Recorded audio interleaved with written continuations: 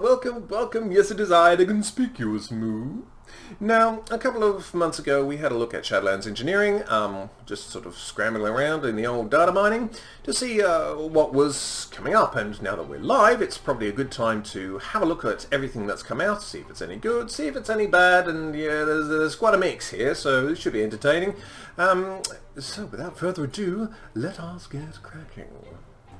So we'll start with the bombs. Now, Nutcracker Grenade does exactly what it says on the tin, does a fairly hefty weight of damage, is available for use every 5 minutes, and it is your standard issue bomb for this expansion. Yeah, there's not much really more to be said. Doesn't really cost that much to make, it's very satisfying. The Shadowland Mine is my favourite because you place it on the ground and it blows everything up into the air. It does the same amount of damage as the Nutcracker Grenade does, but it's just more hilarious, and you can always troll your melee, or at least blame them saying who threw that typhoon out there when they really didn't do anything wrong at all. So it does have that additional bonus as well. So of the three, this is definitely my favourite. I still have issues with the cooldown on these things though.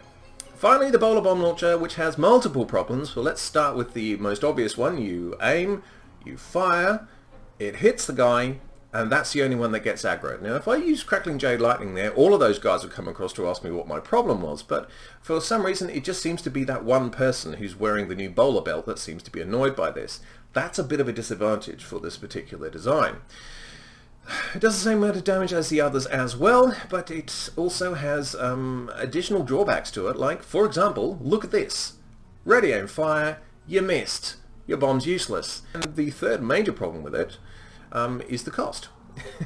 Far from the whole, I was expecting it to follow around like, a warrior shoots, and it doesn't do that, it just misses. It requires a reagent called Penumbra Thread, and Penumbra Thread you have to buy from one of the tailoring vendors, and early on in the expansion it was 5 gold each, you need 10 of them, so it was like 50 gold a bomb, which is rather expensive for an engineering bomb you can only use once every 5 minutes. But it gets better, because I sent a tweet out to the devs sort of going, this is a bit expensive, do you want to, maybe take a look at it? And they did, bless their souls, they did. They raised it from 5 gold to 9 gold a unit, so now it's 90 gold a bomb. Considering that the other two bombs don't actually cost that much to make in the first place, and this one costs an absolute fortune, yeah, I'm not really sold on this. Now for the gadgets. The Momentum Redistributor boots are a lot of fun. I've only managed to kill one mob with them, but you can fall quite a considerable distance and then redirect to let some of that damage nearby. So definitely a good way of saving you if you're falling off things from great heights, and yes, you will need to vivify afterwards because you will take a little damage at least. Of course, you've always got your glider available, or make sure that you always do. And also, if you can, use your Gnomish Gravity Well. It's a toy from Wrath. You do require Gnomish Engineer, but it does also enable you to pinpoint your drop as well, because you can hit this while you're gliding down and just gently carouse down to the ground. It's a very elegant way of travelling, and it's another way of preventing you from falling to your glorious death. The Damage Retaliator is one of the new Tinkers. It is a 20-second ability, and it will cause 88 damage to attackers. Seems to do rather good, I would imagine, for tanks. If they want to create a little more damage and threat. It's quite pretty. It's probably not going to be my first choice. It's probably going to be my second choice out of the 4 that I think are available for engineers. The Dimensional Shifter would be third. This is an invisibility. It's an invisibility for, I think, 12, 13 seconds maybe. You can't be used in combat. It does have a few issues in that respect, but it's kind of neat. You would be able to skip certain mobs, and yeah, it's alright. The Electro Jump is rubbish. I mean, okay, it can instantaneously teleport you in a random direction, so you can't control the direction. Maybe it's got a PvP use. I think it's terrible.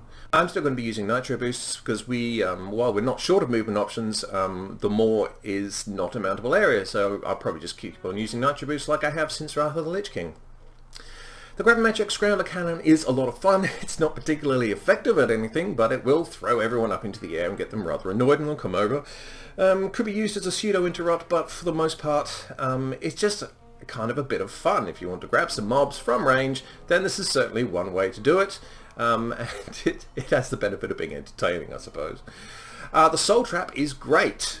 as long as it's not an elite mob. It doesn't usually work on elite mobs, but as you can see, you can trap them, they become immune to all sorts of damage, so it doesn't matter what you throw at them, they are just going to continue to be immune to everything for a solid minute. Yeah, it's not bad actually, in terms of, you know, like a little banish. Okay, let's talk about the goggles. Now, the goggles are very, very nice. Okay, they're well designed. They've got a few, you know, they've got a nice little flash along on the left-hand side, and you've got the little boop boop poke in and out. 4 different colours, depending on your armour type, all very, very good. Now let's get on to the difficult bit. They're eye level 151. Now that is 7 eye levels below normal dungeon drops, so that's pretty terrible. Now you are able to upgrade these to a Crafter's Mark II if you can get that. You're required to be cordial with Venari though in the Maw, well, that's going to take quite a lot of time.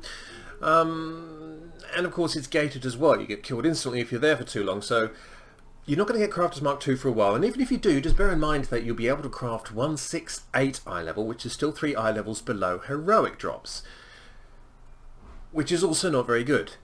And yes, you can add the missives, but as you might have noticed, the missives are the same ones that you use for legendaries, and they're rather expensive. On my server they go for about 1500 each. Now I'm not sure about you, but if I really wanted to specify which stats I was getting on it, I probably wouldn't spend 3 grand on something that was less than a heroic drop, even if I had the Crafter's Mark. So these are way too low to be actually useful. They're pretty, but they are already useless. But don't despair, of course, we'll have a whole selection of guns as well. Well, no, we'll have one. It's called the Precision Life Force Inverter. I've got to give credit to them, you know, they've been very creative with the names. But yeah, just the one gun, and it's eye level 100. So, you know what, those Ice Crown rares? Yeah, lower than that. Now you can put a Crafter's Mark, rank 1 on it, and you can bump it up to eye level 117 at level 55. So you might get some people buying it for transmog, but other than that I don't think anyone's going to take your gunnery seriously, unfortunately. And they've hardly outdone themselves in terms of the scopes. They are, you either get a haste scope or you get a crit scope, kind of like all the other times. And at the moment I think the haste scope on my server is going for 5 gold, and the crit scope for about 25, so no chance of me making any money there whatsoever. One of the more positive things we have is, of course, the Disposable Spectrophasic Reanimator. Now, this is the Engineer Battle Res for Shadowlands, and it actually does require Engineering 50 in order to use. So, if you get into those certain Mythic Pluses where there are absolutely no Battle Res, there's no Warlocks, there's no DKs, there's no Druids, then, you know, you might actually get a spot because you're an engineer and you can bring that utility to the group. The downside with that having an engineering requirement is, of course, that you can't sell them to other people, so once again, engineering is showing up to be the moneymaker it never ever was. Still, engineering isn't really about making money anyway, it's about having a few fun things along the side. Before I toddle off into the ether again, I just wanted to go over some of the things that you might want to have in your bags if you are a serious engineer. There's some things, you know, you might have missed along the way, and some I might have missed, so, you know, let me know if I have missed a couple that actually would be rather useful still. It is rather hard to go past the Great Four, which of course is Jeeves, and Blingtron, 7000, we don't get a Blingtron this time, of course we don't, and Molly, the portable mailbox, and I go with Reeves as well, just for the repair. If I don't have Jeeves up in time, I can always just choose the repair option on Reeves and be able to, you know, fix my stuff. The Looterang, this is a Cataclysm item. It is not the Findle's Looterang that you get in Draenor. It is highly recommended for people who can't be arsed picking things up. I use it all the time. Usually when I'm sort of bumping into lots and lots of different mobs and I just want to run away, with my already ill-gotten gains, if you like, or if they're in an inaccessible place, you know, they're stuck on the edge of a cliff and I can't reach them, Looterang does come in handy for things like that. And of course, you know, we can't go anywhere without Swap Blaster. Now, Swap Blaster is an awful lot of fun. It's good to keep some DPS in line and get yourself back in front, and it also has the advantage of selling rather well in the auction house. It's one of my better earners, and they go like 16k today from selling Swap Blasters, so they're still a very popular item that you can make in your garrison. Yes, that garrison.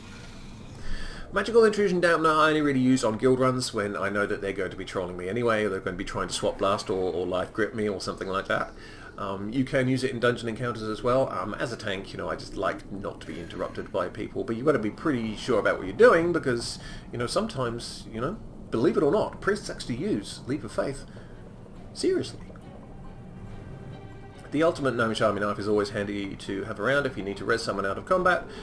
It does give you a bonus to your profession skills, and it does include all of the little engineering toys, the Arclight spanners and the like, and the blacksmith hammers, the mining picks, all of that stuff you don't need to take anymore. Thermal Anvil seems to be having somewhat of a renaissance on the auction house. You'd usually go, you'd be lucky if you got a gold for them, but yeah, they've shot up in value all of a sudden, probably because of the way Oribus is laid out and people can't be bothered to run from the auction house all the way up to and then back again. So yes, this is always useful, if you are in older content, you've got a portable smelter right there, and of course you can still do all your crafting as well. And of course, don't forget all your portals as well. Shadowlands, yes, does have their own portal, and they've done a good job with this one. I've got to give them credit here. You do cast it, and you do get your choice. You don't just get randomly ported to wherever they feel like porting you. So, that's definitely a quality of life thing, especially with only a 15-minute cooldown. And even though some of the offerings in the Shadowlands Engineering has been a little on the underwhelming side, it doesn't mean that there isn't still space for them to fit additional innovations into future patches, and it doesn't mean that I'm going to stop bothering them on Twitter saying, why on earth is the Bowler Bomb Launcher as bad as it is? And do you think maybe the goggles could be upgraded so they're wearable without people pointing and laughing at us? Anyway, that is the Shadowlands overview. I do hope you enjoyed it, and comment and like and subscribe and share and moo. And I will be back relatively shortly with another delve into the world of brewmastery and all of its mysteries. But until then, I am the Conspicuous Moo, and a very good evening to you.